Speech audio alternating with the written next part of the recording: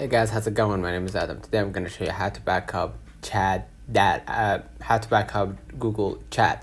So first of all, go ahead and open up your Google Chat. And as you can see right here, you're going to be able to see all of your messages once you log in to your Google account. So basically, you don't have to store or you don't have to go to any settings right here. Let's say for example right here to like in WhatsApp, you can go to the settings and then back up the chat.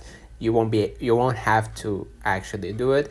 All you gotta do is log in with your Google account, and then you're gonna be able to see all of your chat backed up in that account, and you're gonna be able to reach out to it and message whoever you want without needing to double check if that chat will be there after you log out or after you delete that Google Chat. So it will be there automatically. So let's run on the count of this video helped you. Don't forget to like and subscribe, and thank you for watching.